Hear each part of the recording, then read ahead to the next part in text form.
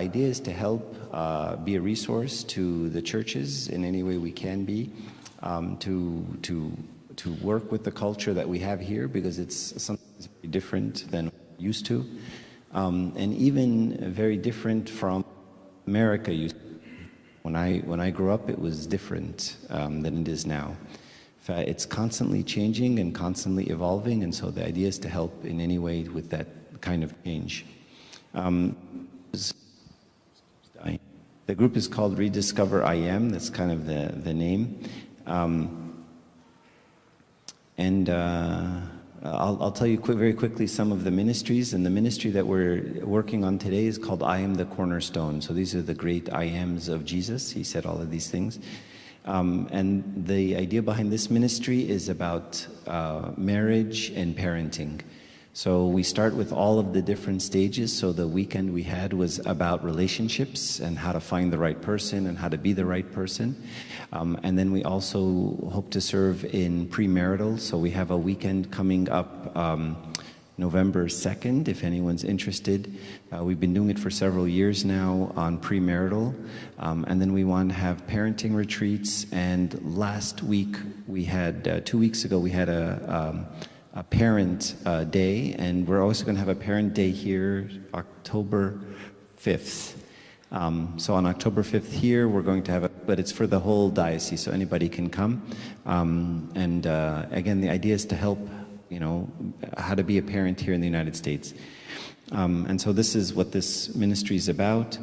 We want to have another ministry called I Am the Vine, which is about discipleship, and it's for the youth. Another one is called I Am the Truth, and it's about sexuality. And as you know, there's a lot of issues around sexuality that we're dealing with, whether it be LGBTQ or pornography or all of the other things that the youth are struggling with. So we have a ministry for that. We have a ministry called I Am the Light, which is trying to bring back many of the people who have left the church. And I'm sure you know people who have left the church and just stopped coming. So this idea is to bring back some of these people.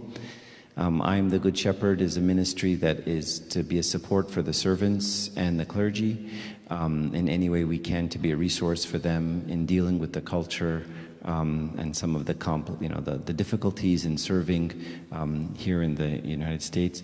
And then finally, the I Am the Word is the social media ministry. We're on Instagram, and there's a website. I'll show you the website in a second. If you'd like to go see the website, you can. And there we want to push out content for the youth and content for the parents, so that they can, stuff that's spiritual and edifying and good for them. So anyway, this is the organization that's pulled together this talk. So I would like to introduce Sarah. She's a youth servant, or not just a youth servant, a servant from Toronto. And she's been giving talks to all the kids all weekend and just doing a really wonderful job giving them insight. I asked her to come and do an extra talk for the parents as well, primarily to review some of the things she said to some of the youth, but also to give some insights into some things, and this is going to be a little challenging. So I don't envy her, but some of the differences in the way we approach dating as a Coptic community versus some of the things our kids are seeing in the United States on how dating happens here and how relationships happen here. And her job, very difficult one, she's going to try to bridge the gap a little bit and, talk to you about how this culture does dating and how we can find a middle ground between what we're used to and what's happening here in the United States. Because many of the issues that the parents are dealing with now are fights between them and their teenagers. When can I date? What do I do? Do I have to get engaged first? Things like this. And there's lots of battles that may or may not be Christian battles. They could be cultural battles. And so we want to help distinguish between, or start to think about, what's the difference between a cultural battle and a Christian battle and an Orthodox battle, and which ones I have to fight and which ones I don't have to fight. And those differences can be hard to see sometimes. So no further ado, I'd like to, yes.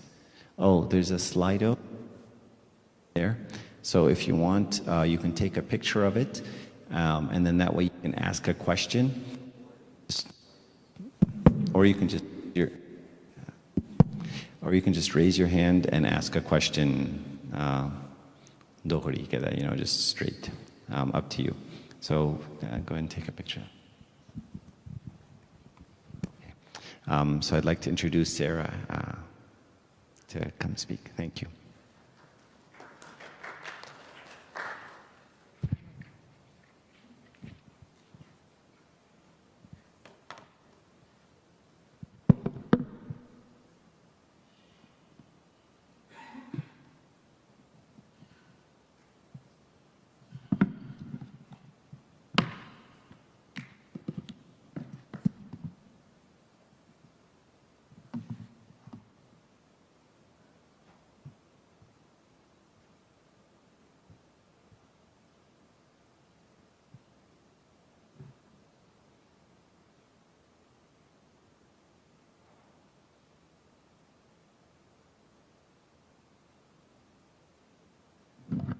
Okay. Hi. I'm going to start off by saying that this was the one that I really struggled with a lot, okay? And it started when I was telling my sister that Marchie's making me do this, okay? And she said, "Wow, you're going to talk to a room of mom and dad." And I thought, yeah, way to frame it that way, okay? So I'm going to try my best, okay? And I want to transparently tell you, okay, that I really want to hear from you. I really do. And please don't feel oh, we're not gonna, please just put your hand up. Let's talk about it. Let's hash it out, because I have a lot to learn from you, okay? I have 3 kids at home, but my 3 kids are very young. Okay? My 3 kids are 7, 5, and 3. And you guys have all walked through things that I haven't even started yet. Okay? So I have a lot of questions for you, okay? And I have a lot of things that I want to ask you personally as somebody whose kids are very young, okay? So I would really love this to be something that we both talk about together, because parenting, it's tough, okay? So please, let's keep this a back and forth. So today, we're going to go through a very quick introduction into who I am and why I'm zero qualified to be talking to you. That's a reflection of Marchie, okay? We're going to talk about what are the goals that we have for our kids, and then the whole concept of dating, and then I'm hoping that we have enough time to go back and forth, okay? So, very, very quick introduction, okay? This is my family, okay? I have no qualifications to be here, nothing. Okay? I'm not a relationship therapist. I'm not a relationship counselor. My career has absolutely nothing to do with relationships. Okay? Nothing at all. Okay? I'm doing schooling on the side for my service, okay, about marriage and families and all that kind of stuff, but that's for service. I'm not at all doing this for my career. So I have no reason to be here, and when you ask me why I'm here, you just ask that guy over there. Okay? So this is my family, okay? This is my husband, who's at home by himself right now with my 3 kids. My eldest, Millie, is 7, Toby is 5, and Madeline is 3, okay? So transparently, I probably have more questions for you than answers, because as you can see, my kids are quite young, okay? So before we get started, how many people in this room have kids that are in elementary school or younger? None. Excellent. I'm solo. Awesome. How many people have kids that are in middle school or younger? 1. Okay. I have a lot of questions for you guys. How many have high school or younger? Okay. High school. Okay. All right. And college? Okay. Most people. So mostly parents of people that have been coming to these talks. That's the age. Okay. And anybody graduates? Okay, so college graduates, we're talking dating to marry now, not just 14-year-old dating. Okay, very good. So the question is, okay, I'm a parent, very new parent, okay, and you guys are parents. What do we all have in common? All of us, okay? There are some clear differences between me and you guys, okay? I was born and raised in Canada, born and raised. I can understand Arabic just fine, if I speak it, you laugh. Okay? So I usually pull it out only when I'm trying to make a joke. Okay? I'll tell you a funny story. Okay? When my husband and I first got married, we went to a church that's very far away from our home church right now. And it's a church that's almost exclusively Arabic. Okay? And like when we first went, we like sat with the Abuna and we're like, oh, Abuna, like we want to serve or whatever. We both serve in our home church. We want to serve while we're here. And he looks at my husband and talks to my husband, great. He looks at me and he's like, "Tkalimi Arabi?" I'm like, like a little bit. And he's like, that's not going to work here. Okay? And so later, okay, it was around the time that I think the Pope was being ordained. Okay? Like whatever, 10 years ago or whatever it is, 11 years ago. Okay? And Abuna's in the congregation and he's making an announcement for like who gets to go and like get a ticket or something, I think, to go to like the Pope's ordination something. I don't know. It was like a lottery, okay? So he's in the announcements and he's telling people like كله يروح يقدم توبة, I think, okay? So I came out of the announcements, I looked at my husband, I'm like, was Abuna talking about, no, sorry, he didn't say tuba. He said ora. We're gonna do ora, like a lottery system or something, right? So then I came and I was telling my husband after, because in that church, like boys sit on this side, girls sit on this side. So I'm telling my husband after, and he's like, hey, did you understand those announcements? And I'm like, yeah, like they're talking about the Pope and who's gonna go, and Abuna's gonna go and pray on the forehead of the people that are going. And I was like, what? I'm like, yeah, he said like ora, like your forehead. And he's like, no! But I don't know what's the right word. What's the right word? Is ora the right word? Lottery. So, but what's forehead?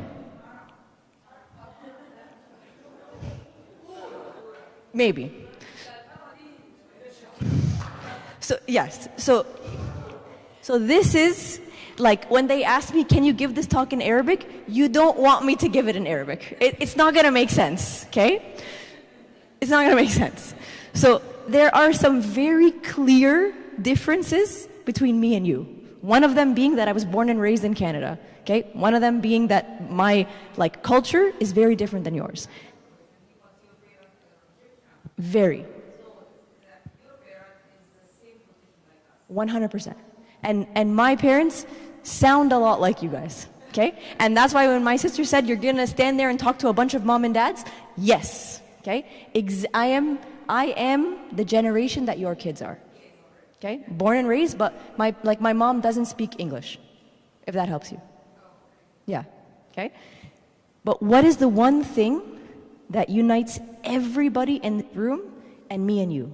The one thing that we have in common is that we all want the best for our kids. That even if how I try looks different from how you try, our motivation is the same. Everybody wants what's best for our kids. Everybody wants them to be in a healthy relationship that helps them walk closer to God. That's what we want. How we do that might look different based on how I'm raised, how you're raised, your culture, my age, your age, what society looks like now and what society looked like when you guys were growing up. But the outcome and the desire of our hearts is the same. It's the same. And that's the common ground across the board. The question is, how do we navigate this? Okay? Transparently, I'm mostly asking, okay? Because my kids are young, okay? And I look at the way the world is changing and I'm scared, okay? And I know that fear does not make good decisions. Fear does not make good decisions. But I am scared. I'm scared for the future of I have 2 daughters and a son, okay? I'm scared for the future of my daughters. I am scared for what the world is gonna look like by the time they get to where your kids are. And I'm scared that I'm gonna do it all wrong, okay? So how do we navigate this? I don't really know, but we're gonna try and figure it out together, okay? Okay, so let's work backwards, okay? Let's start with the end goal. What is the end goal? Oh, it didn't switch, sorry. Okay, so what is the end goal? So we're talking about dating, okay? Or not dating, or whatever, okay? When we talk about this whole idea of relationships, okay, what is the end goal? We want our kids to be happy, to be healthy, and to walk with God. That's what we want. So we want to set them up for a relationship or a marriage that is a path to salvation, that points to God, that tells the truth about who God is. That's what we want, right? We want this relationship to help them become closer to God and not further away, not hurt their journey with God. That's the end goal, okay? What's the path to helping them get there? The first thing is understanding, like, what kind of marriage do we want them to have? Okay? Because sometimes when you ask parents, okay, and when I was younger, before I got married and all that kind of stuff, you ask parents, you know, what do you see for me in the future? What kind of marriage do you see? They answer with questions like stability and financial security and all that's great. But we as parents are the foundation for what they're looking for in a marriage. And if we want to set them up for what a marriage is supposed to be for them in their walk with Christ, our answers to what we want for them have to reflect Christ, right? I can't tell them that your priority, your first priority in looking for a spouse is somebody that has a lot of money. Because then I've misled them about what marriage is supposed to be. I've done that. I want that. I don't want my daughter to be like begging, okay? I want my kids to be comfortable and happy and healthy. But more than that, I want them to walk with Christ. Because even if they're not comfortable and happy and healthy, if they are with Christ, it's fine. It doesn't matter. That is the only thing that circumstances don't matter. As long as you are with Christ, everything else is workable. So I can't frame it as your first priority in looking for a spouse is financial security. Your first priority in looking for a spouse is somebody that's going to help you reach salvation. Somebody that's going to help you experience God. Somebody who's going to be yoked to you, and your marriage is going to tell the truth about who God is. That's my priority. So when they ask these questions, the answer has to reflect what we want for them. That marriage is a path to salvation. That your relationship with your spouse is an icon to Christ. Glorification of Christ. Veneration of Christ. We have to be able to teach them that. So how do we get them there? That's the end goal. That's what we all want for our kids. And we're all here in the same boat because we all want the best for our kids. We all want our kids to walk with Christ. How do we get them there? I don't know, okay? But let's try to figure it out together, okay? So what you see up there is kind of like the steps that I want us to talk through together, okay?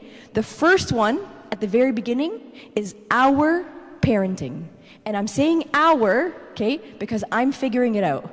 And I make a lot of mistakes, okay? And like literally, parenting is a path to salvation because where I fall short, Christ then bridges, okay? And like parenting has taught me nothing if not submission and surrender to God, because I know that I can't do this.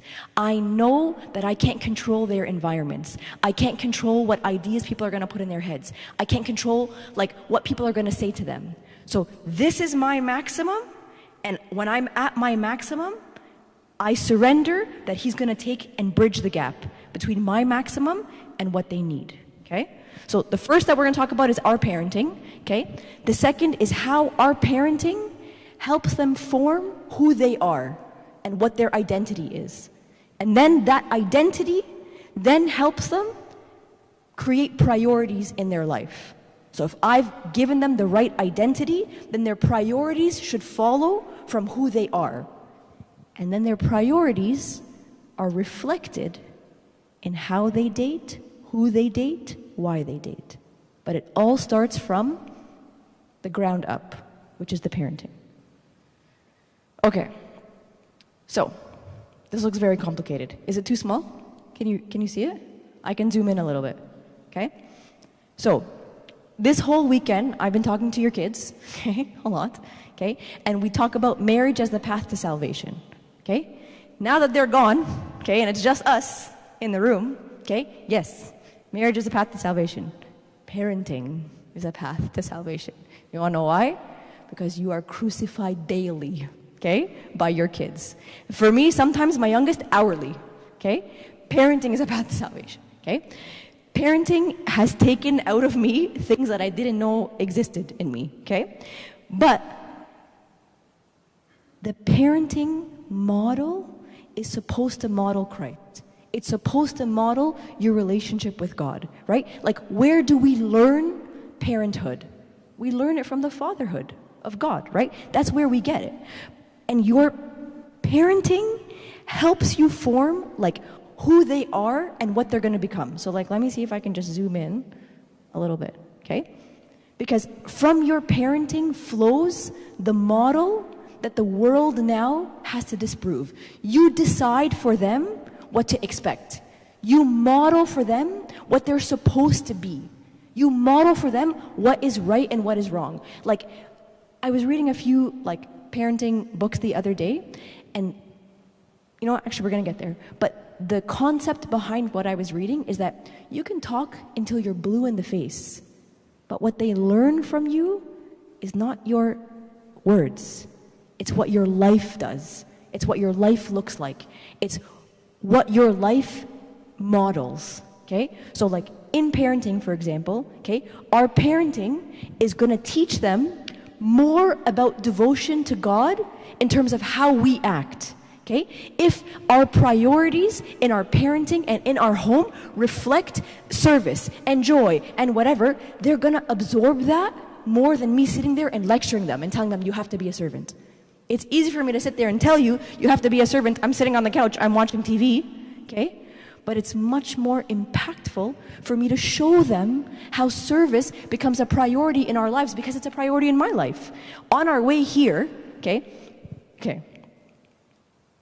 My parents and me, there's a very big culture gap. Huge, okay? Huge. So anybody here who feels like there's a culture gap with their kids, I'm with you, okay? Very big culture gap. And on the way here today to this church, the drive was like an hour and something, okay? My sister's sitting in the car beside me. She's left now. She's flown out now. And, like, March is in the front, and we're talking about, like, the youth group today and the society today and the problems today and all that kind of stuff. And where does it start? Do we start with the kids? Do we lecture them? What about how they dress? And, you know, the girls come to church and they're not wearing, like, appropriate things. And what do we do? And do we talk to them? And all that kind of stuff, okay? And then we talked about, does it start from the parents? Because you model the parents. And I said, no, I don't. My sister looks at me like, what do you mean? I'm like, no, I don't. Like, me and mom and dad couldn't be any different. We are the most different. We are opposite ends of the spectrum. And she sat there and she pulled out example after example. Even though I don't think that I took anything from them, I'm wrong. And she pointed out, your service, that was dad, because dad's service was unmissable. And your whatever, that was mom, because and your and she started drawing parallels that frankly made me a little bit uncomfortable, but I had never seen before. Because what the kids adopt from you, no matter what your relationship looks like on the surface, is much more impactful than anything we could say.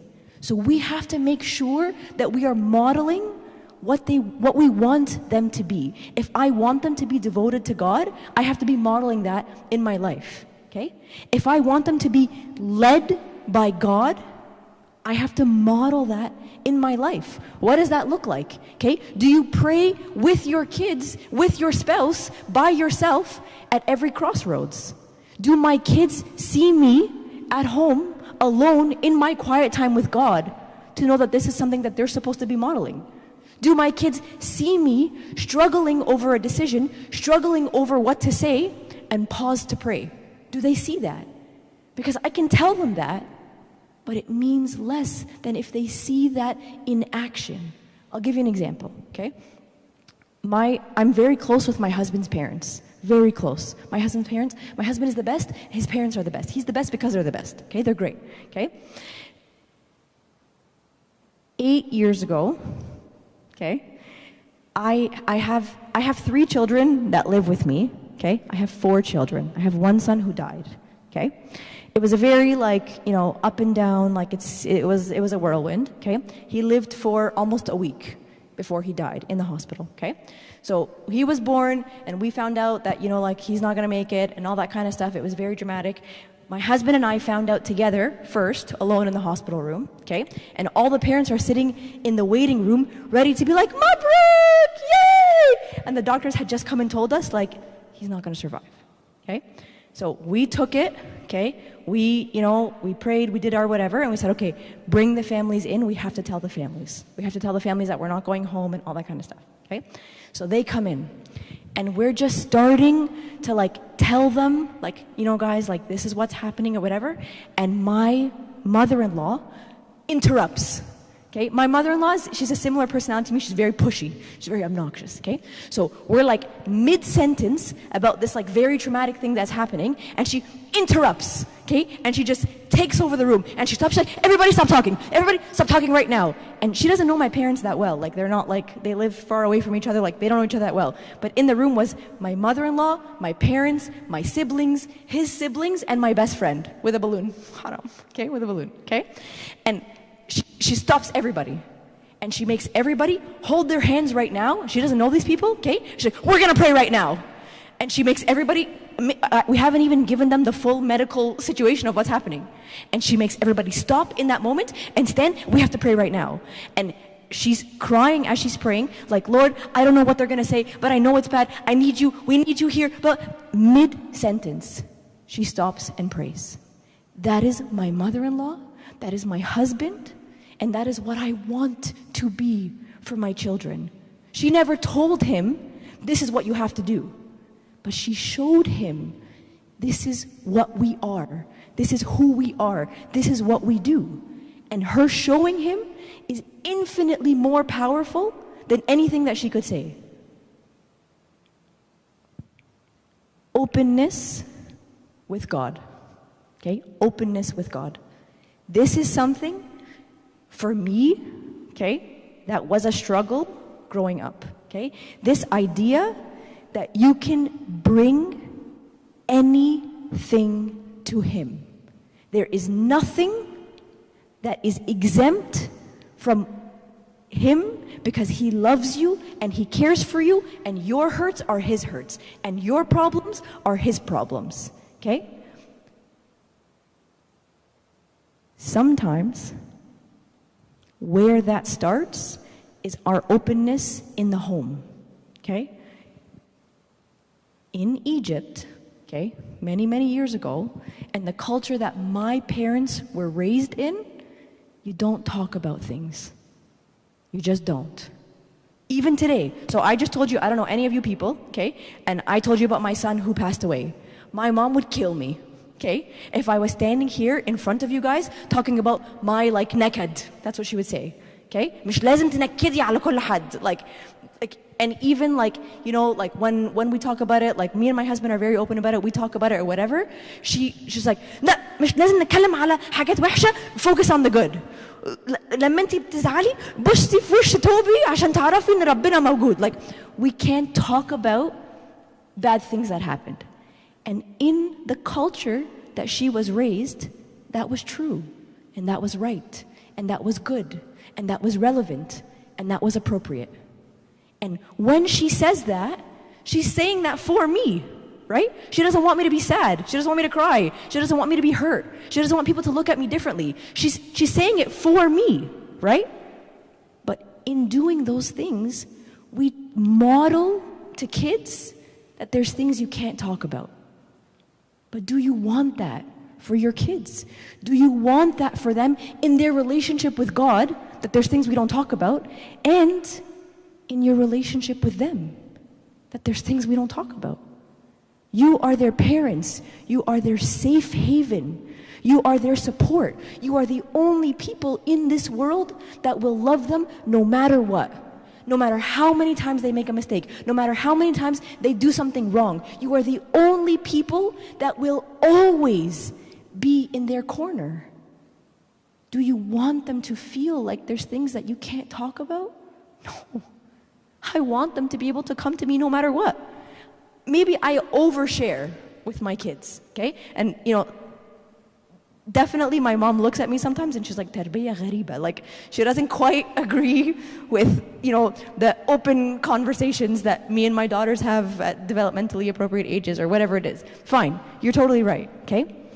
But I want to raise my kids with the understanding that there's nothing that we don't talk to God about, and I am trying to learn from His parenthood to teach my kids that I don't have to agree with you for us to be able to talk about it. Maybe I'm not going to agree with you, maybe I'm not. But everything is worth a discussion. Everything is worth a conversation. Sacrifice, okay? This is a tough one, okay? Can I be open with you guys, transparent? You don't know me, I'm going home in 2 days, so it doesn't really matter, okay? I came from like an upbringing where we were tight. We were very tight for money, okay? Now, I'm in a position that's more stable than the way I grew up, okay? So for me, one of the things that I have to tell myself is I want to give the kids everything. I want them to have everything. I want them to be comfortable. I want them to be happy. I want them to be healthy. I want to give them everything I can.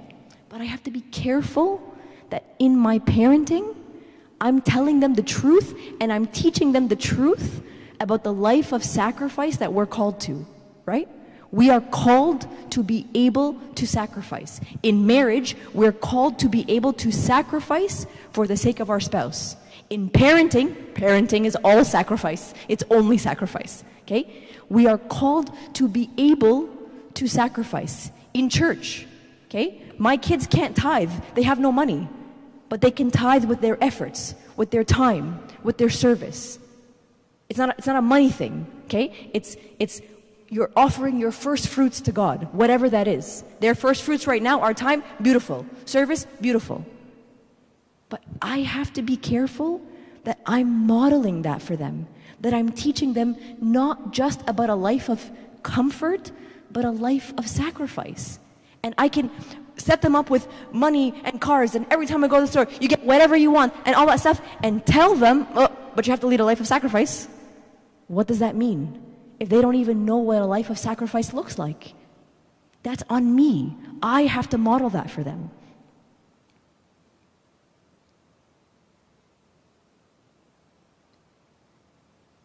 The credit to God, okay? I struggle with this a lot. So, okay, again, I'm going to be very open. You point fingers at my parenting because I'm still learning, okay? I struggle with my girls, okay? My son is my son, Habib Albi, like he's like a haboob, okay? He's so sweet. With the girls, okay, I struggle between like this idea of like self-confidence, right? And making sure that I build their self-confidence, okay, without like overdoing it. Because if I overdo it, they're arrogant and they're not humble and they don't give credit to God. But if I underdo it and they have no confidence, then they seek to find that confidence from the people around them. And I've been serving for a long time and I've seen both sides, okay? So I struggle with this whole like, what's the balance, okay? What I think the balance is, and you guys tell me because maybe I have it wrong, okay, is I am what I am by the grace of God. Strengths and flaws. When I was growing up, okay, the culture in Egypt is it's not good for you to tell you the things that you're doing right because I'm going to make you arrogant. What's good for you is to point at all the things you're doing wrong to fix you, to help you, to make you grow. Okay? Sure, that was right. But I also have to be able to teach my kids, my daughters, that I am what I am by the grace of God. And humility is not making myself garbage. That's not humility. Because I'm the daughter of a king. I am loved. I am valued. And the strengths that I have because he gave me. And who I am is because I was modeled after him. And that doesn't mean that I go to the world and I'm garbage. It means that I am what I am by the grace of God. I'm okay with the things that I do wrong and the flaws and the areas that I have to grow in. And I'm okay with the strengths because he gave them to me. He made me this way. And when I'm complimented, when I am good at something, it's not, no, don't talk about that. It's, Habibti, you are good because God made you that way. I thank God that He gave you these strengths because I am what I am by the grace of God. And in doing this, we teach them not to be not confident, but to be confident in Him, to be confident in who He made them to be. Yes, you are good at this because God made you that way. How can we use what God gave you for His glory? Yes, you're bad at this, okay? How can we work on this? But it can't just be one or the other, because then we don't give them like a complete picture of I am what I am by the grace of God. We don't teach them humility. We don't teach them confidence. We don't teach them that we're made in His image. We are made in His image. Strengths. We have shortcomings. Great. His strength is made perfect in my weakness. I am what I am by the grace of God.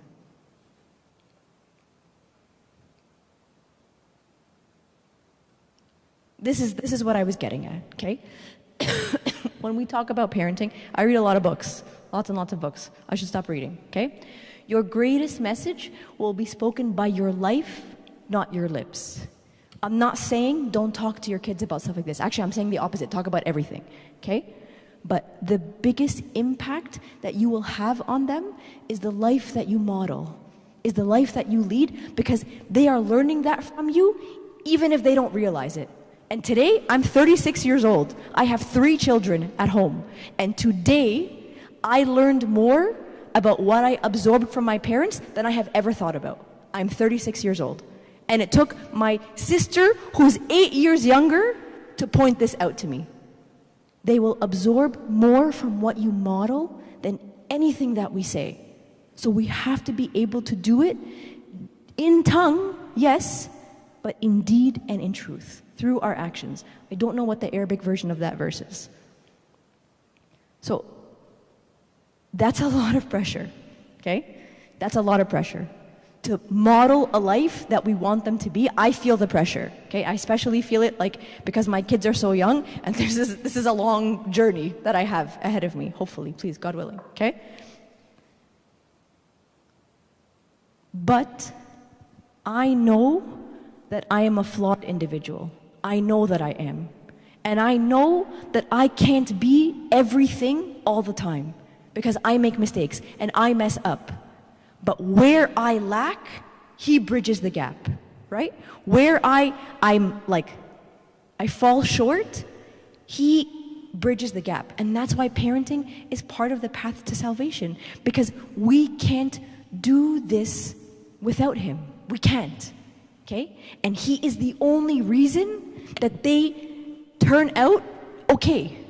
Not because we did everything right, but because we came to Him and He made things well. He made things whole. He made things right. But we have to be able to model that. And we have to be able to try.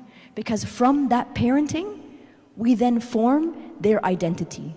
Okay? So, what's the Arabic word for identity, folks? What is it? Shakhsiyya. Yes. Yes. Shakhsiyya. That's a good one. Okay? From your parenting, they form who they are, okay? I'll give you an example. We're going through a situation with my daughter. You guys are gonna laugh because your kids are older, okay? But this is a very big deal in my house, okay? My daughter is 7, my oldest daughter is 7, Millie, okay? Millie is one of those kids that's very affected by the opinions of people around her. It matters. It matters what her friends are doing and what her friends are thinking. And if she's the only one who's not doing something, it matters, okay? And so my worry for Millie is that even though she knows what's right, because she's so desperate to be part of the crowd and to fit in, she's gonna let go of what she knows is right to fit in with her friends, okay? And we have one friend who is my cross. This little girl and her mom is my cross, okay? This is a spiritual trial sent to me from God to refine me, il-bintati. She's driving me nuts, okay? And she has a lot of, she's allowed to do a lot more than my daughter is allowed to do. Let's leave it there, okay? Huh?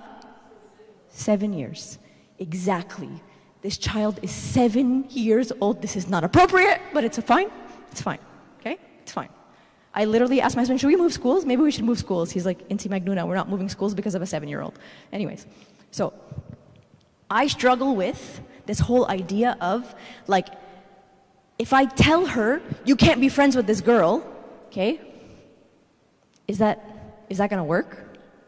Probably not. And you guys have all probably tried it and you're telling me it's not gonna work. I'm happy to know that that's true. Thank you, okay? It's not gonna work. So I'm trying to figure out, okay, how do I teach her without forbidding her from, you can't be friends with this person because she's a bad influence on you, okay? And she is a bad influence, 100%, okay? My husband and I have prayed and prayed and prayed about this situation and this child and this influence and this whole idea, because this is one little girl in 2024, but this is going to be the rest of our lives here, okay? And Millie is always going to be, like, you know, invested in the opinions of other people, okay? And so what we decided to try, we're just trying it, okay? And you tell me, like, you know, if anybody tried this and it's worked, I'm interested in seeing the future, okay? Forget the friend. Millie, let's talk about who we are, okay? Who are we? We are, and we say, like, my last name is Dief, but my husband's last name is Abdelshid, like I took his name. So we are Abdelshahid women, that's who we are, okay? What does it mean to be Abdelshahid women, okay? We are servants. We are daughters of Christ, okay? He has given us sound mind. He has given us strength, okay? He has made us, like, focus on Him. We are servants. We are, okay? That's the foundation. This is who we are. Now, when you're at school, okay, you have to decide, based on who you are, if these people around you make it easier to be who you are or harder to be who you are. Because your inner circle has to be people who know who you are, agree with you who you are, and make it easier for you to be who you are. That's the identity that we help them form, is who they are. Are you a pharmacist who's also a Christian, or are you a Christian first? What is your identity? What determines who you are, what you do, how you think, how you act, your decisions? Who are you? And we do that for them. We help them figure out who they are. That in their core, they're a child of God. In their core, okay, that is who they want, that is who they are, and everything flows after that. If I am a pharmacist. If I am a pharmacist, okay, and then a Christian, the pharmacist piece determines my decisions and determines my actions, because I've defined myself as that.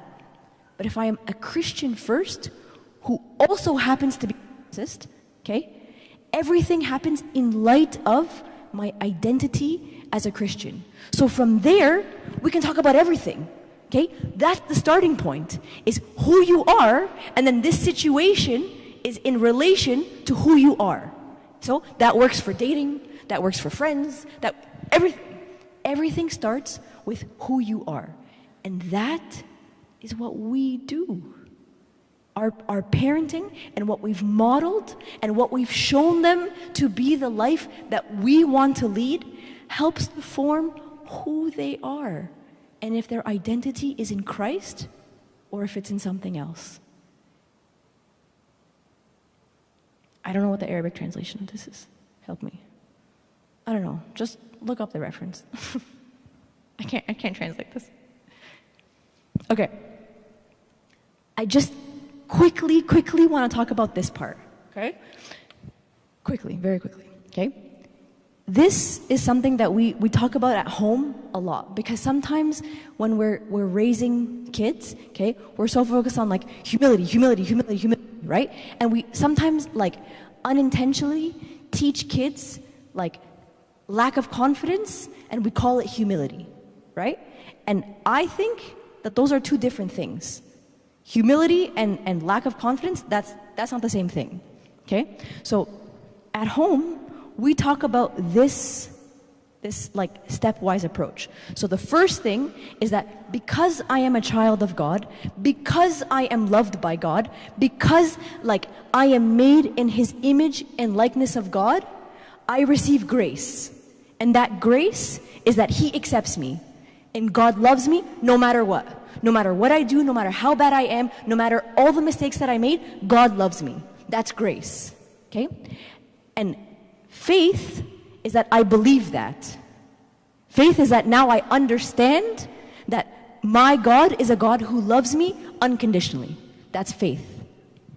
And then, because I believe that I am valued in his eyes, because I believe that I am loved in his eyes, I can look at myself through the eyes of Christ. I can see in myself what he sees. He sees my shortcomings, but he sees my potential. Okay? He knows who I am. I am what I am by the grace of God. My strengths are by the grace of God. My mistakes, grace of God. I am what I am by the grace of God. And then, when I can accept me and look at myself, then I have the capacity to accept other people. Because I've learned to look at myself through the eyes of Christ, which has taught me how to look at others through the eyes of Christ. That's like the identity that we help them form. That everything you do is rooted in the fact that as a child of God, you receive grace. And grace feeds into faith that you believe that, and your faith then gives you the ability to accept yourself. All because you are a child of God. You are not loved because you're valuable. Your value is because you are loved. And nobody can take that away from you. That is who you are. That is your identity. Once we can teach them that identity, from there, their priorities flow. Because from there, that is where they put their importance in their life. That's how they prioritize their life. Because everything comes back to who they believe they are. So like for the parents in the room that have middle school and high school and whatever, high school is a very confusing time. I served high school for like maybe 12 years. Okay? And those kids are confused and they're overwhelmed and they hit puberty and they have no idea what's what and they have no idea who they are. This is what we hope for them, that they learn who they are in Christ, a child of Christ, that their value is in Christ, that their strengths are from Christ, that their weakness is like his strength is made perfect in their weakness through Christ, because that dictates the rest of their priorities. That helps them like form their priorities. And when we're talking about dating specifically, okay, which is why I'm here, their identity in Christ helps them prioritize how they conduct themselves during dating. What they're looking for, who they date, how they date, who they tell, what they tell you. Everything comes back to modeling Christ. Everything comes back to their identity in Christ. And that came from you. All of that. So great job. We talk about relationships, okay? This weekend we've talked about this like non-stop, okay? And we talked to them about what the model is for dating, okay? The model that we learned about marriages, okay, and healthy marriages is following the relationship between Christ and the church. And we tell the boys, be Christ, okay? And the way Christ was to the church, he provided for the church. He supported the church. He sacrificed for the church. He loved wholeheartedly for the church. He lived a life of sacrifice for the church. That's you. Be that. And for the girls, we tell them, be the church. Okay? The church was the hands and feet of the words of Christ. The church served. The church was a safe haven. The church is the refuge. The church is where people come when they have nowhere to go. They are the safety net. That is you, girls. That is what you're supposed to be.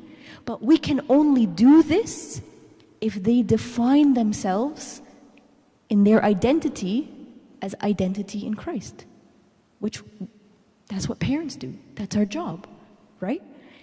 But that identity helps them form what their priorities are. If they identify as a child of God first, then this is what they want to model, because everything flows from their identity in God. But if they identify as something else, okay, something that the world told them, then their priorities align with whatever they identify as. If they identify as a doctor first before a Christian, then their priorities are school. Nobody cares about dating, okay? If their identity is I'm beautiful, okay, then their priorities follow their identity. Their priorities are vanity and looking good and whatever it is. But if they identify as a child of Christ, even in dating, in any category, their priorities reflect who they are in Christ. So knowing who I am and where my riches lie, that's where my priorities follow. Then I use the model of Christ to dictate my priorities. I use the model that my parents created to help me form how I want to do this. Am I going to be led by him or led by Christ? Remember the first slide where it was like serving God and devotion to God and all that stuff? That model that you guys modeled for your kids, that parenting model, comes in every category. School, dating, friends, relationship, because he's not exempt from anything. So you can substitute the word dating for anything. But that model is what helps them learn how do they navigate this whole dating thing. Okay? So, now let's talk about dating. Okay? This is the really fun part, where the bullets come. Okay? This is the fun part. Okay? Let's talk about dating. And what we're actually going to talk about is talking about dating with your kids. Okay? Again, I'm going to fall back on, okay? I was raised by parents who grew up in a different culture. Okay? And my parents, personally, I'm sure you guys can appreciate that. My parents didn't date. Okay? My parents got engaged, okay, تلبيس دبل, so that they can يتعرفوا على بعض, right? That whole thing, شبكة, whatever, all that stuff, okay? So this is new for them. This is very new for them, okay? And when I was starting to date my husband, this was very difficult for them because they want what's right for me, but they've only ever seen one way. And they're scared of this culture. There's a lot of crazy things that are happening out there. There was none of this in Egypt when they were growing up. And so they're scared of this culture, and because they're scared of this culture, they cling to what they know. Do you know what I mean? And all of that is out of love. All of that is out of trying to protect me, right? But part of clinging to that culture, you cling to the culture of not talking about it. Not asking the question of why do we do what we do? Why do we believe what we believe? And is it still relevant? Is it still the right thing to do? There's no doubt that when my parents were growing up, it was the right thing to do. 100%. It was. Is it still? We won't be able to hear unless we talk about it with them. So, we're going to talk about talking about dating. Okay? Yes? Okay. We'll see how this goes. Okay. Number one, okay, pray first. Okay? I have gotten into the habit of every time, usually Millie is the one, so I have Millie, Toby, and Maddie, like Amelia, Tobias, and Madeline, okay? But they're only Amelia, Tobias, and Madeline if they're in trouble. Otherwise, they're Millie, Toby, Maddie, okay? And they know. If I say Amelia, something's happening, okay?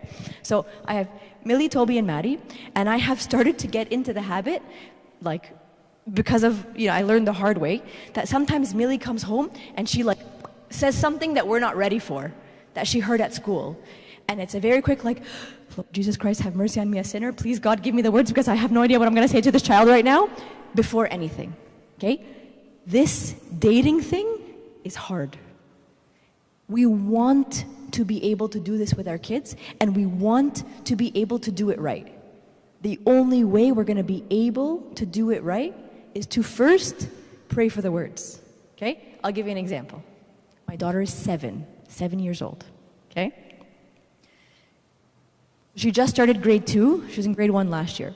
Last year, towards the end of the year, okay, she came home one day and we've talked about before, like, oh, like, what does it mean to be married? And what comes before married is fiance, engagement, and what comes before that is like boyfriend and girlfriend, and then that kind of stuff. We like explained it to her, right? And married, mommies and daddies, kids come from mommies and daddies, and that kind of stuff, okay? And like, this is kind of where my parents are like, should you be telling her these things, like tarbiyya ghariba, like, you know what I mean?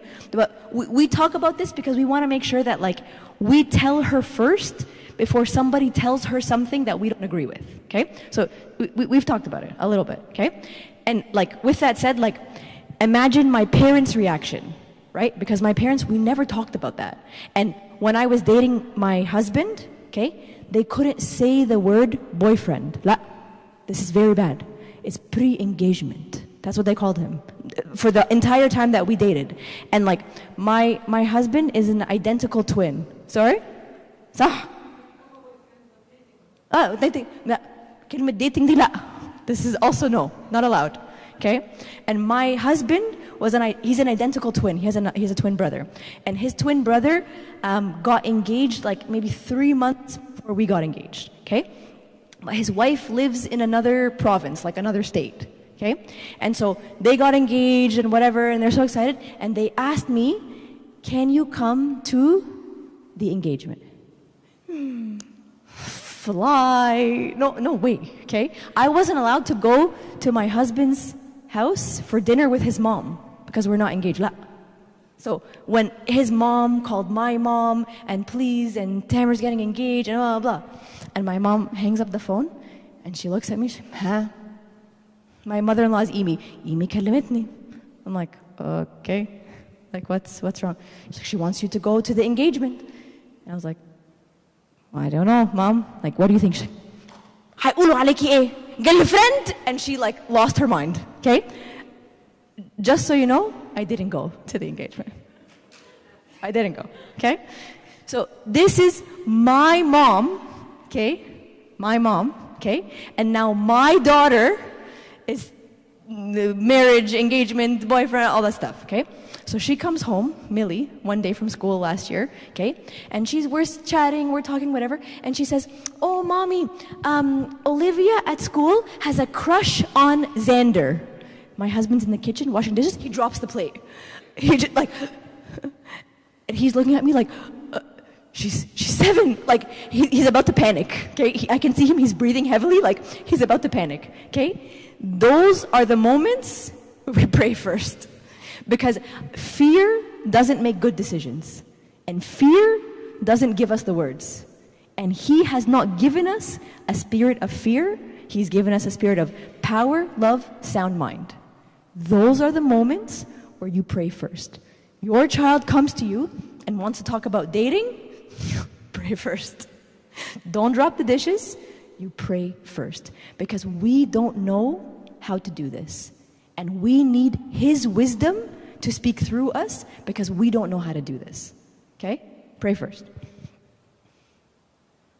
Number 2, okay, is who we are supposed to be to our kids is the refuge, is the safe haven, is the place that they can come no matter what.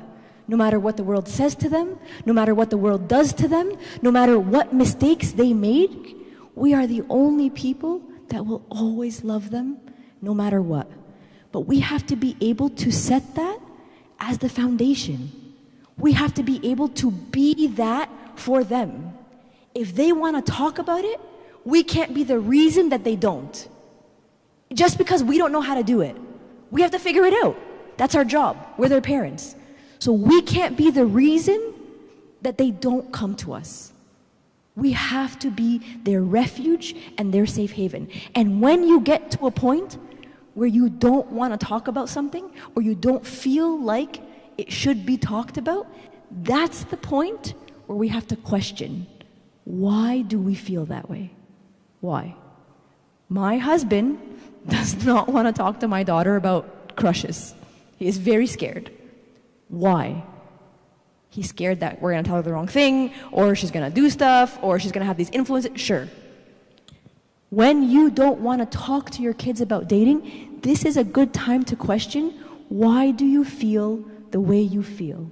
Is there something different about how you grew up that is coloring the way you look at what your child wants to talk about? Is there something that was socially unacceptable for you to talk about in your upbringing? And is that still the case here? There is stuff from your upbringing that you should carry over into your parenting. And there is stuff from your upbringing that you should give to your kids, because your upbringing was good, and you guys all turned out great, and you guys all model the life of Christ that you want for your kids. So your upbringing was great. But is there stuff that no longer applies? One of the questions I got yesterday, I don't know if this is going to be a popular one. One of the questions I got yesterday was, what comes first, dating or engagement? Somebody college-aged yesterday asked publicly, texted it up there, what should come first, dating or engagement?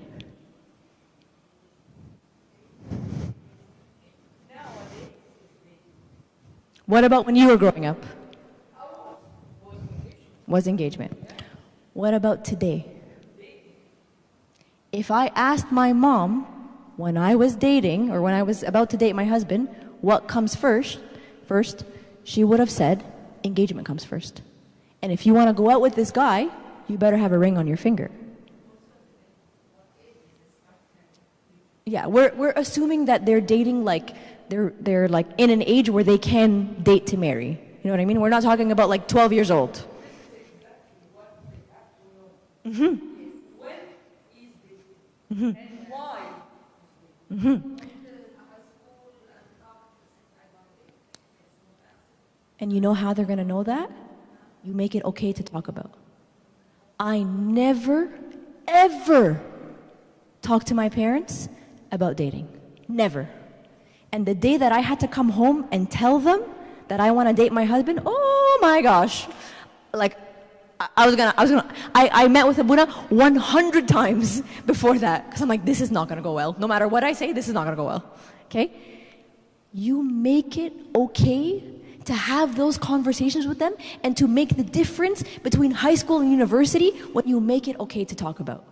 And when you can appreciate in front of them the differences in the way things were done when you were raised and the differences now. You said it to me right now.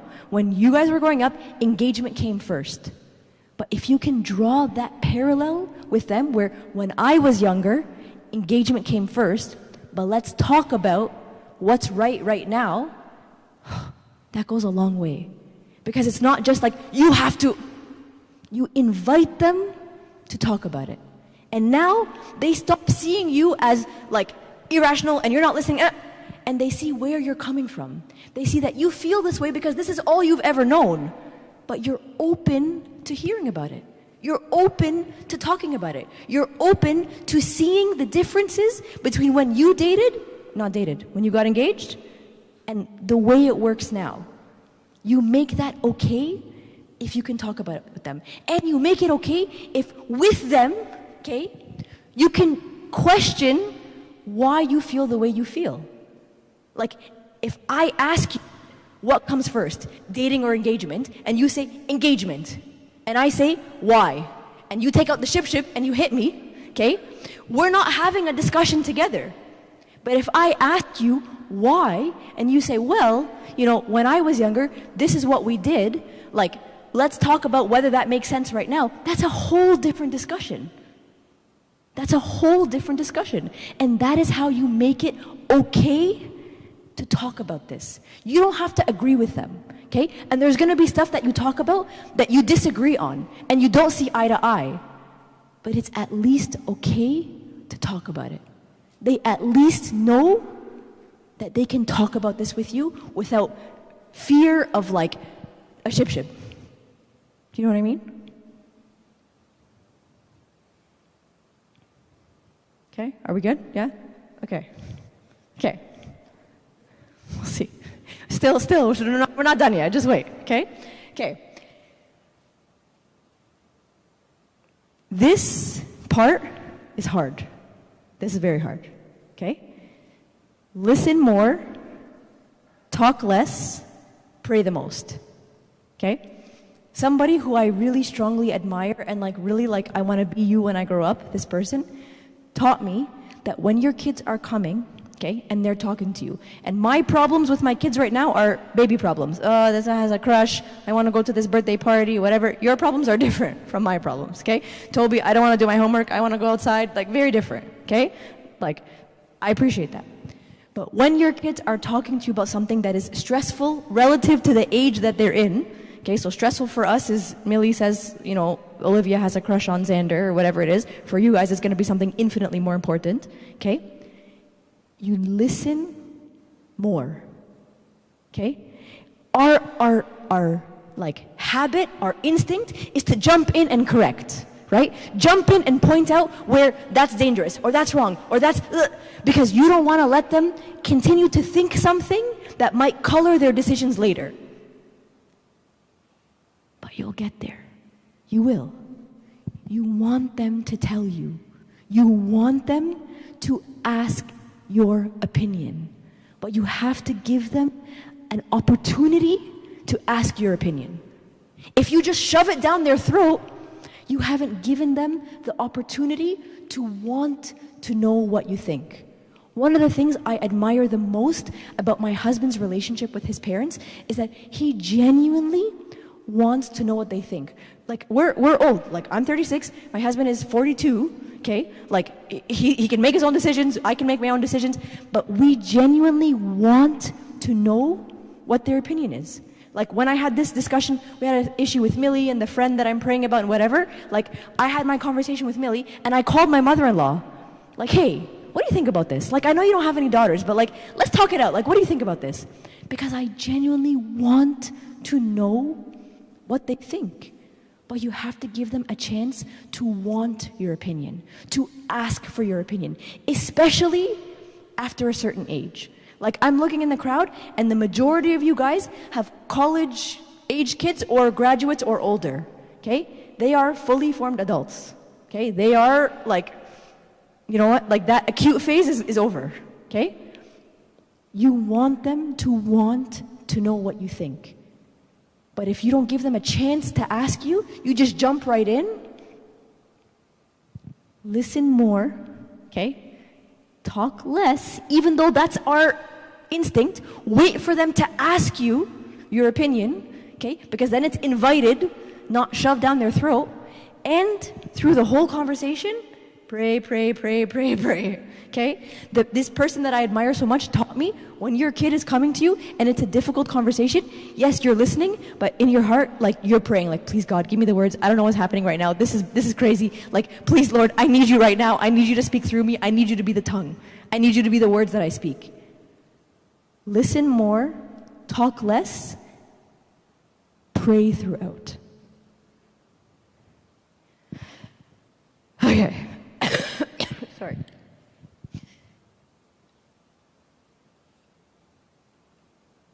Don't overreact. Okay. The reason I'm pausing, okay, is because I'm imagining saying this to my mom. And if I looked at my mom and I told her don't overreact, I'd get a beating right now in front of all of you people. She would come here and she'd beat me right here, okay? I know how this sounds. I know, okay? And I'm thinking about having this conversation with my mom right now, and she would say, it's not an overreaction. You're wrong, okay? And she wouldn't see it as an overreaction. She wouldn't, okay? But we are trying to communicate to them that they want to ask our opinion. They want to know what we think, because we have modeled for them what they believe to be right and what they want in life. And if before they get a sentence out, you're, they now take 10 steps back, okay? I'll give you an example. Very superficial example, because my kids are young, okay? That situation when Millie said, oh, this person has a crush, okay? I'm sitting beside Millie and I'm like, oh yeah, okay, Millie, do you know what a crush is? We're talking about it. My husband drops the dishes, okay? If Millie thankfully she couldn't see him. If Millie was having that conversation with Daddy, okay, and Daddy, ugh, she's now learned, I can't talk to Daddy about this. I can't. Okay? I'll give you another example. My daughter loves to read. I say Millie because Millie's the first, right? So, like, all the learning comes with Millie, and hopefully the other two will be better, okay? But we make all of our mistakes on Millie, okay? Haram. She's a good girl. She's such a good girl, okay? So, Millie likes to read. She loves reading, okay? So, this world is a crazy world, okay? It's a crazy world. So, she was reading this book, and she's sitting at the kitchen table, and she's flipping the pages, and she says, oh, that's funny. And then she turns the page. And I'm like, oh, what's funny? And she says, oh, this boy in my book has 2 moms. And she turns the page. Okay? Inside, I'm like, ugh! She's 6. Okay? She's 6 years old. Okay? My husband is usually so calm. Like, my husband is like mellow yellow. Okay? And he's like, what? Give me that book. Tell me that book right now. And he like takes the book and he's like, you can't read this. I'm taking it away. And he freaks out. Okay? Fair. She's 6, and there's 2 moms, okay? Fair. Totally fair for him to panic. But what has he communicated to Millie? We can't talk about this. And she's crying like, no, Daddy, I know that you can't have girls marry girls. I know, please, can I have my book? He's like, no, you can't. And it's so out of character for him. But we have now communicated to her that she can't talk about this. We have communicated to her that we can't discuss. We can't go back and forth. Either you agree with me or we can't talk about it. That's what we've told her. So when I say don't overreact, it's not because it's not fair for you to react. It is 100% fair. But what are we telling them? Are we telling them that we can talk about it? Or are we telling them that we can only talk about it if you agree with me? That's not what we want. So make sure that you're communicating to them what you actually mean, which is even if you don't agree with me, I still want us to be able to talk about it. Okay. When you do talk about it, okay, what you say matters. And how you say whatever you want to say matters. Okay? Remember we talked about that whole thing about like, you know, do we build confidence in them, overconfidence, lack of self-confidence? Do we call it humility? All that kind of stuff? Because how you say what you say matters. Okay? I'll give you an example from yesterday. Okay?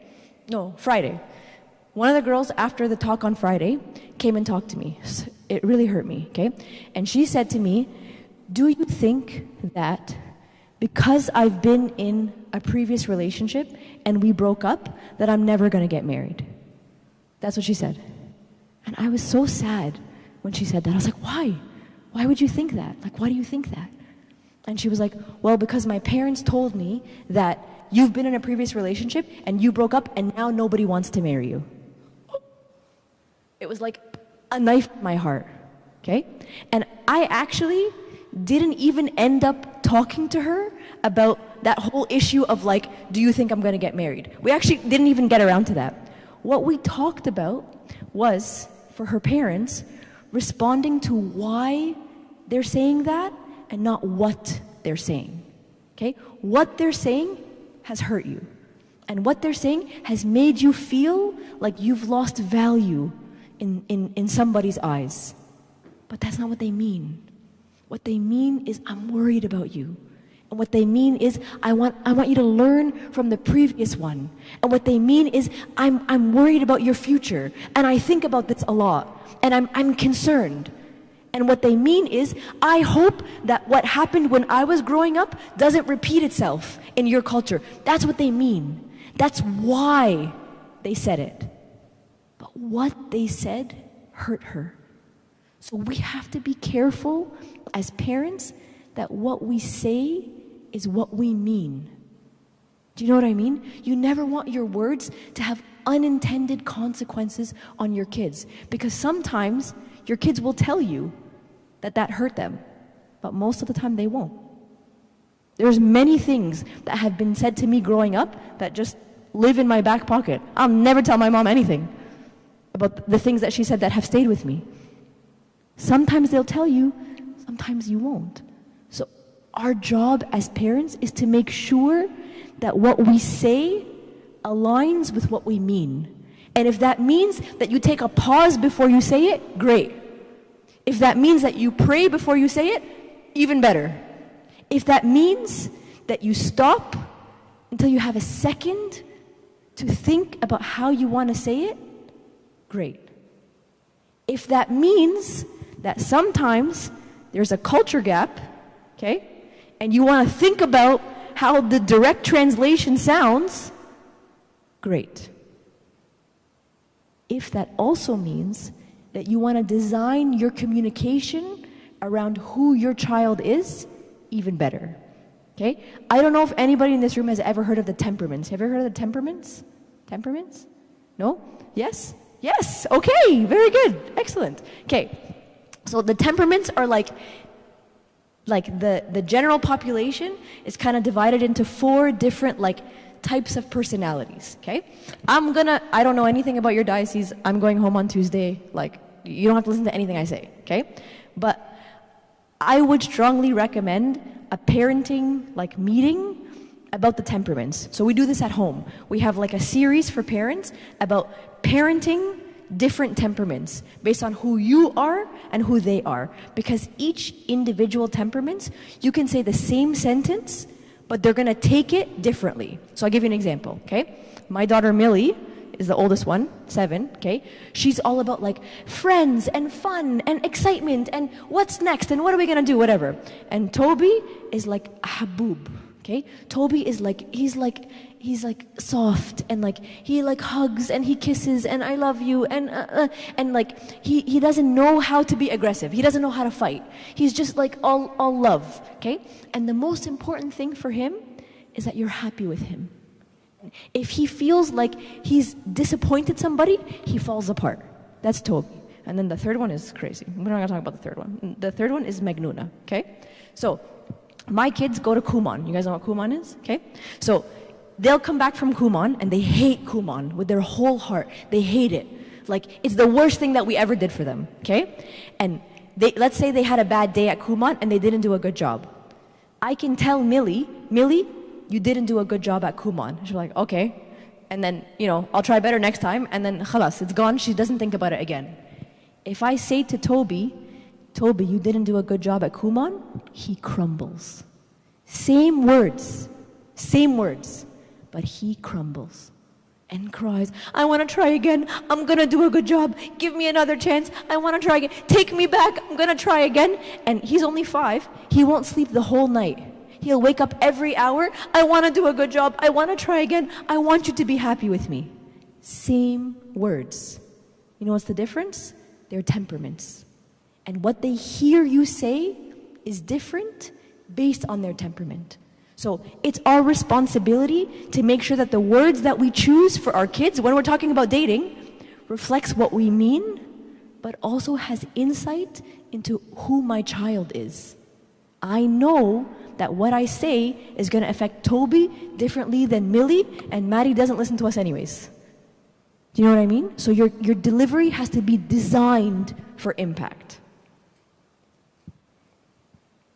Part of this temperaments discussion is also responding to why they're behaving a certain way and not what they're actually doing. And part of that is being able to validate their feelings. Empathize with what they're feeling. Make them feel like you have heard them, okay? And if we're talking about this whole dating thing, okay? Dating is very hard. The reason I'm here is because dating is hard, okay? There's no guidebook, there's no handbook, okay? It's hard for you guys as the parents, it's hard for them as they're doing it. It's very hard all around. So when they come to you and you've been able to establish that environment where you can talk about it and it's a discussion and it's not like a shib or whatever it is, okay? And they're confiding in you, they're broken, they're hurt, they're disappointed, validate their feelings. That's inside of us, okay? Because we're their parents. And when they hurt, we hurt. Okay? Sometimes Millie will come and have a discussion with me and I can see she's hurt and we talk about it and she leaves and I cry because I'm hurt that she's hurt. That's in all of us. But the learning is saying it. Because sometimes we came from a culture where we don't talk about feelings. We don't. I remember the first time, it's a bad story, the first time I was like maybe like 5 years old or something. My dad like was getting mad at me or like whatever. I was like so little, okay, like preschool or daycare or kindergarten or whatever, so little. And my dad was getting upset with me for something. And I learned this phrase at school and I was like, I'm gonna try it out at home and see what happens, okay? So he's getting mad and I say to him, this thing I learned at school, you hurt my feelings. And he looks at me, احنا ما كناش عندنا الفيلينجز دي في مصر. And he's just like, what, like, بطلي دلع, like, what is this? Okay?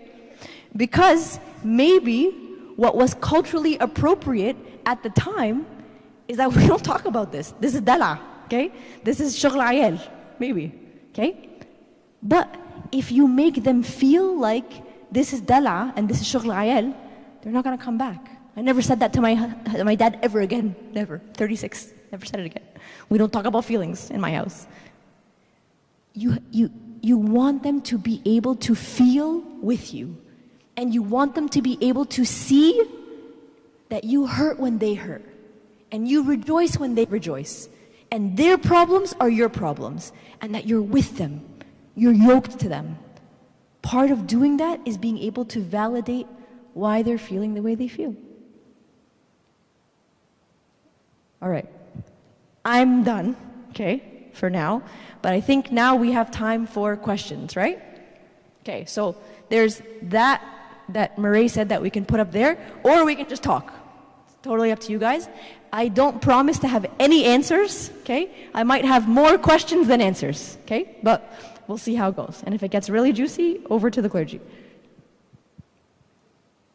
Okay.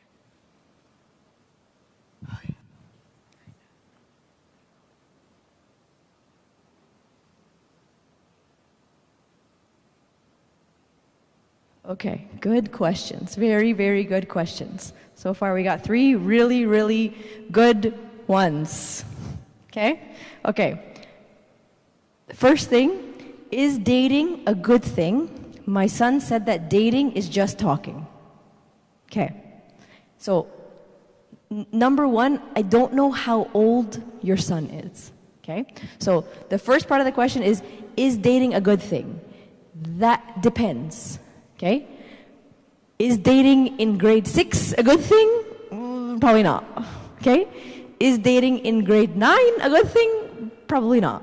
Okay? I had a guy come and talk to me over here after the last talk, and he was like, yeah, you know, I want to date, but I still have 2 years of this, and 6 years of this, and 8 years of this. And I'm like, so do we want to date right now, or like, why now? If you still have another 10 years of school in front of you, like, is this the right time? 10 years of school from this moment. No, I mean, it's okay.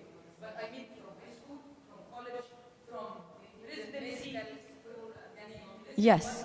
This is what Yes. this is one of my questions. Yes. Now, when he thinks like this, you know, I have this, and this, and this, do we not think about dating or get married? Because this is too long. You know? He has no money. So that's why I want to know about it. So he has nothing. He has 1 year of university and no money and no job and no career path. Are you going to date right now? I don't know. I don't know if that's a good idea. But is dating good when you are on a path? You have like a path forward. You have the capacity to date? Yes. Okay? And if you had asked my parents this question, they would say, no, dating is not good. Dating is bad. Bad things happen in dating. There's only البنات الوحشة. Okay? That's what they would have said. But we have to ask ourselves, why do we feel that way?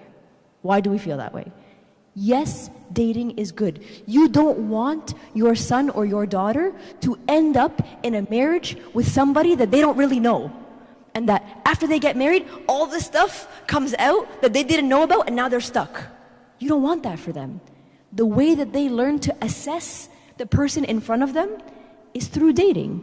Is there a right way to date and a wrong way to date? Yes, there is a wrong way to do it. And this weekend, we talked about right way, wrong way. Do this, don't do this. But do you want them to date? I think so. I do. Because I would want my kids to know the person that they're getting into and to have made a decision based on their priorities and their identity in Christ, that this decision of this person is aligned with my identity in Christ. Not be forced into something that they don't really understand. Do you know what I mean? My son said that dating is just talking. I disagree with your son. I'm very sorry. Okay? I'm very sorry. So, if your son is in grade 7, okay, dating is probably just talking because they don't have a car and they don't have any authority and they don't have any money and they don't do anything and they don't know anything, okay? If your son is in college or older, dating is not just talking. Dating is going out. Dating is spending time together. Dating is having a conflict and talking your way through it to understand how this other person deals with conflict. Dating is going through a stressful situation and understanding how this person walks through the stress with you. I don't believe that dating is just talking. I think that dating is spending time with this person. Yes? No? Okay.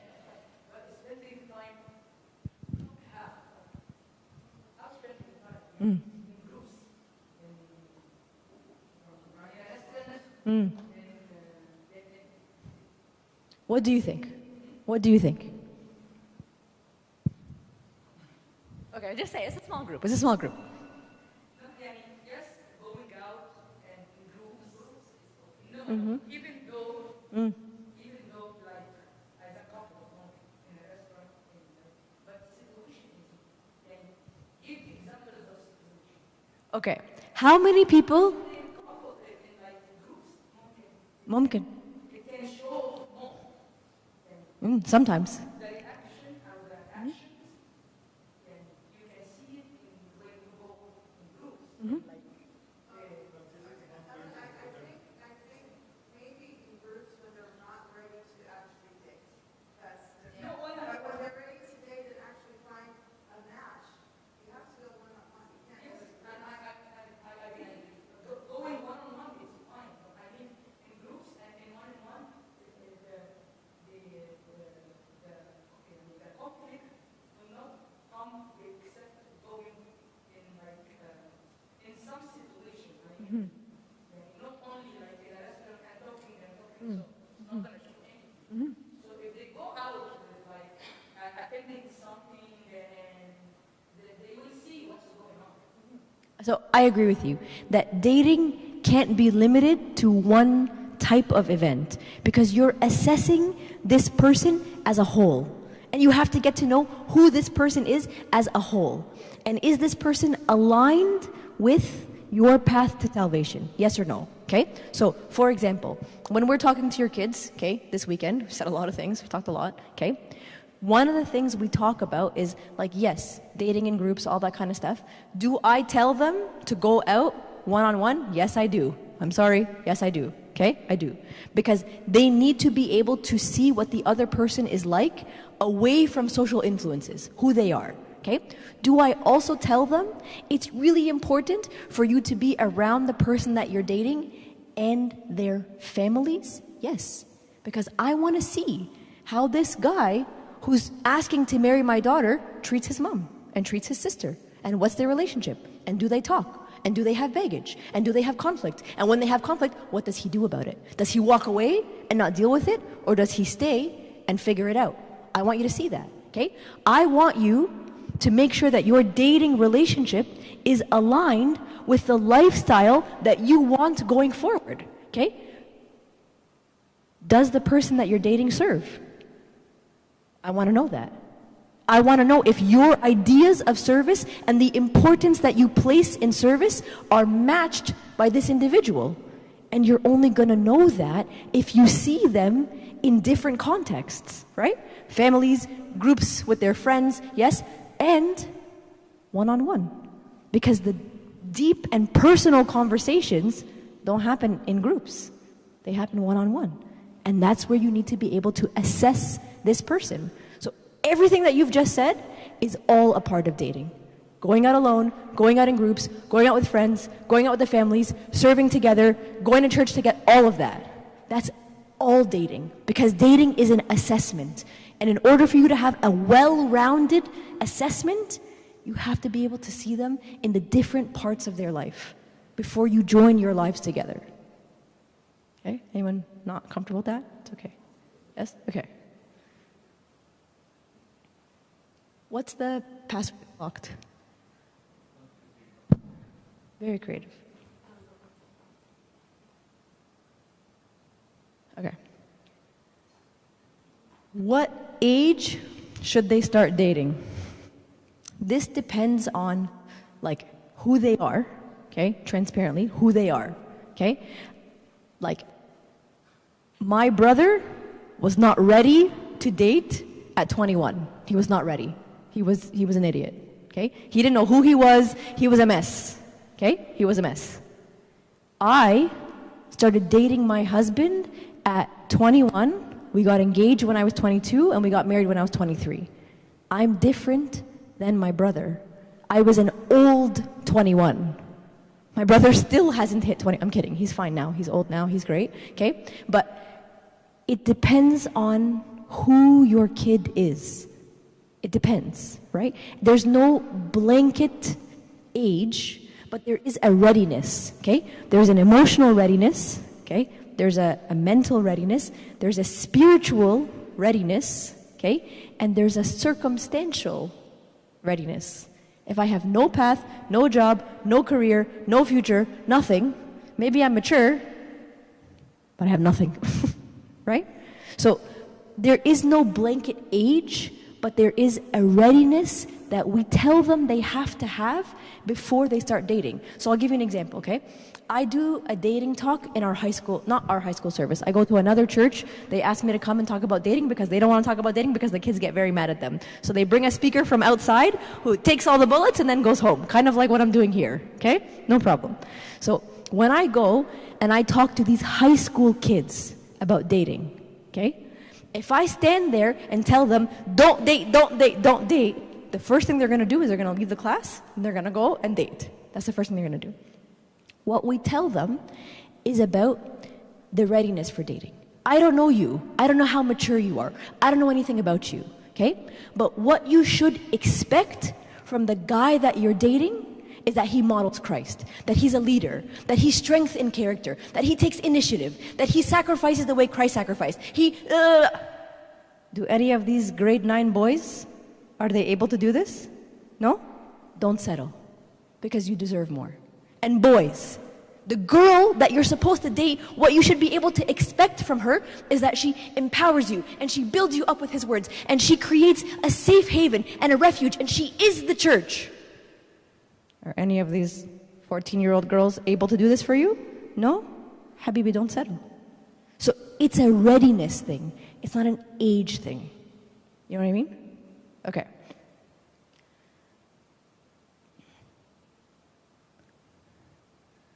There was another one.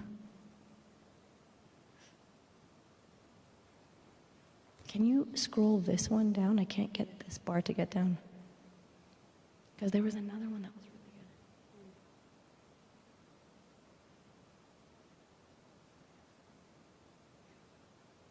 good. Okay. How long should they be dating? Okay. I'm going to tell you, your kids almost killed me yesterday. Okay, when we talked about this, they almost killed me. Your kids do not agree with me, just so you know, okay? They didn't like this, okay? When I was younger, okay, and what was appropriate when I was dating, which now may have changed because I'm old and I've been married for 12 years, okay, is that we used to date for like about a year, plus or minus, okay? And by a year and a half, you know what you need to know, Okay, like you may not know everything because you haven't been with them for like 25 years, but you know enough to know, is this person going to be yoked to the path of salvation with you or not? Okay? They didn't like that yesterday, just so you know. They didn't like that. Some of them. Because some of them feel like a year is too little. Some of them feel like you should be dating for 3 years. Okay? 3 years. So good, so sweet. That's exactly what I'm going to say.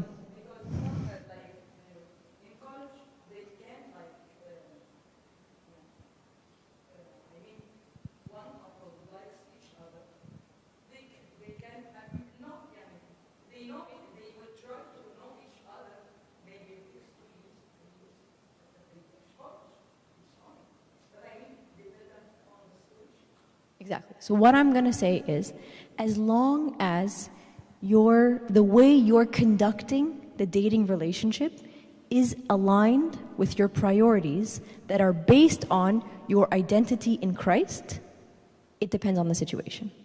If you're dating for 3 years because your boy, okay, doesn't understand the role that God has carved out for him, okay, and he's lacking a little bit in his leadership skills, okay, and he's not into this, but he doesn't have the courage to end it, you shouldn't be dating for 3 years. But if your dating is aligned with your priorities, which models your relationship with Christ and the priorities that flow from your identity in Christ, it depends on the situation. It depends. My sister and her husband dated for 3 years before they got married. My husband and I dated for a year and a half before we got engaged. My brother and his wife it was a convoluted situation. It was off and on and off and on and off and on. So there's no like blanket answer. As long as it aligns with the model of Christ. Because we often see people that take too long or are rushing to the altar or up and down because of reasons that don't align with the model that Christ has for us. So that's the foundation. As long as you're confident in that in your kids, everything else is a discussion. Sorry, locked again. What's the code? Sorry. Okay. The first three. Why won't it scroll up?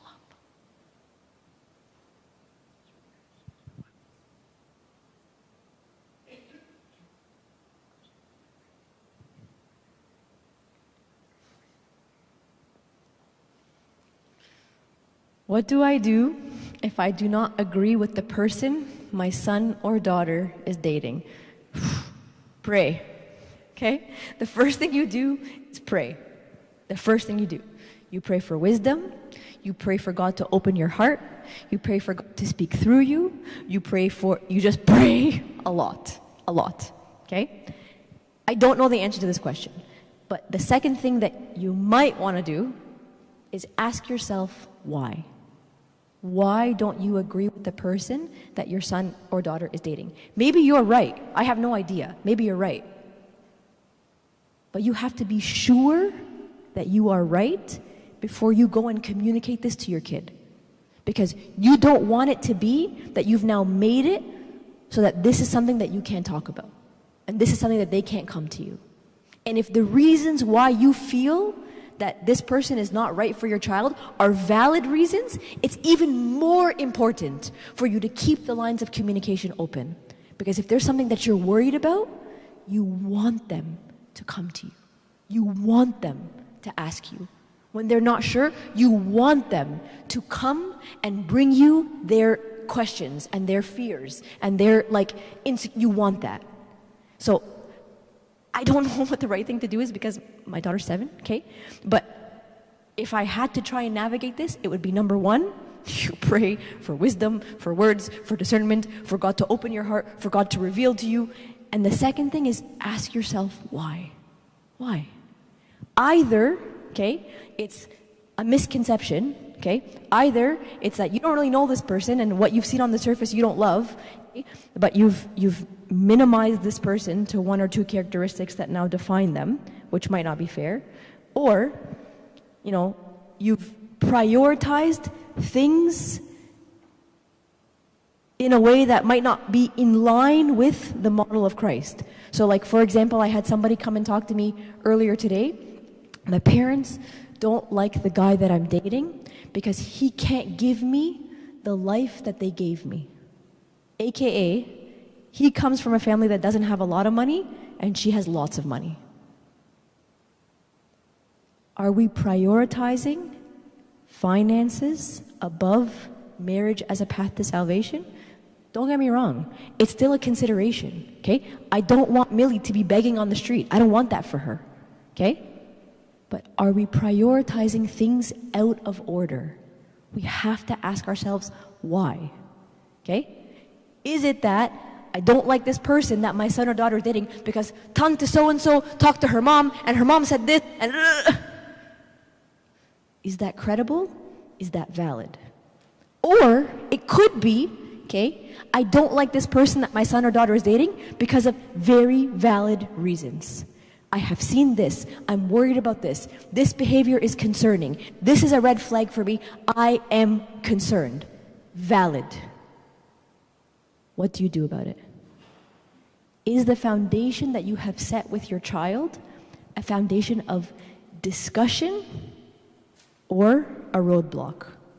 Are you forbidding them and you can only talk about it if they agree with you? Or is there a back and forth? That's the foundation. If there's a back and forth, you listen more, talk less, pray the most. Because you may not be able to accomplish what you want to accomplish, but he can, right? So you listen more, talk less, and pray throughout. But in order for you to be able to listen, we have to have made this something that we can talk about. And if the first thing you do is, I don't like this person, you can't see them anymore, now they can't talk to you about it. So pray first, ask yourself why, and keep the lines of communication open. It's unreasonable for any of us to expect that the first time we tell our kids not to do something that they're going to listen right away. My 3-year-old, not even nearly as far ahead in life as your kids are, I have to tell her 20 times and she still won't listen. So there's no universe where we're going to say something and they're going to listen right away. So please don't be worried about not saying something and missing an opportunity, okay? Because 99% of the time, you're going to say it and they're not going to do it anyways. We have the lines of communication open. Does that make sense? Sorry, what's the code again? 7676. We as parents may not see the potential for the relationship my daughter is having. What can we do to prevent the pain coming her way?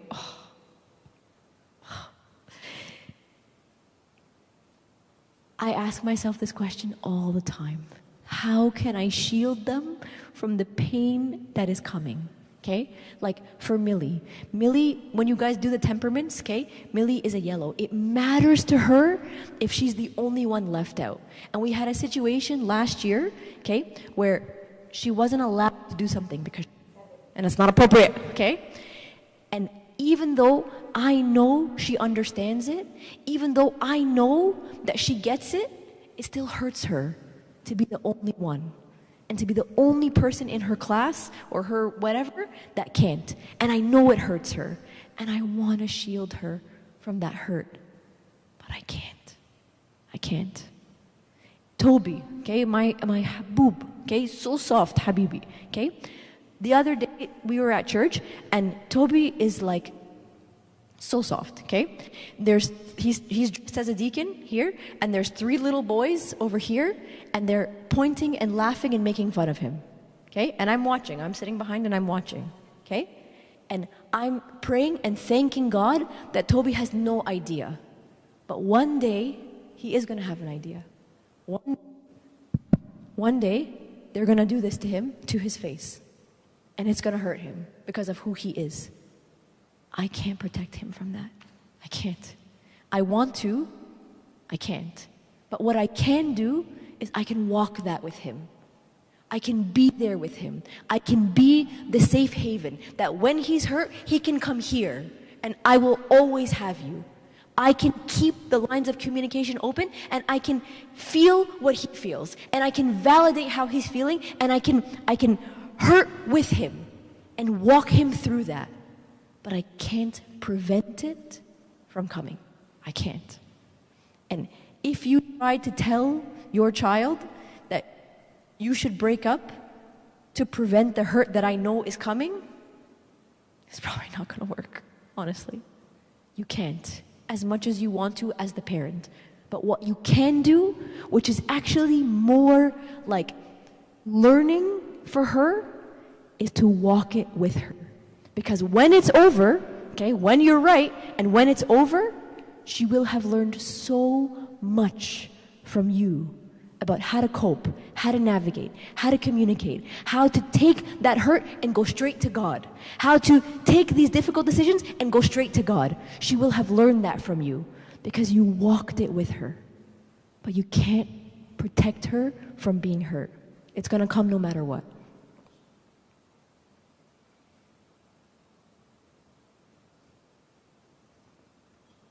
Can you share some of the questions the youth have shared with you so we as parents have more insight? Over to you, Marchie. I don't know. I don't actually have them. You talk to Marchie about that at the end of the discussion. Make sure you call him. I'll give him your phone. I'll give you guys his phone number. Sorry? I'll put it on the screen. Oh, this is a good one.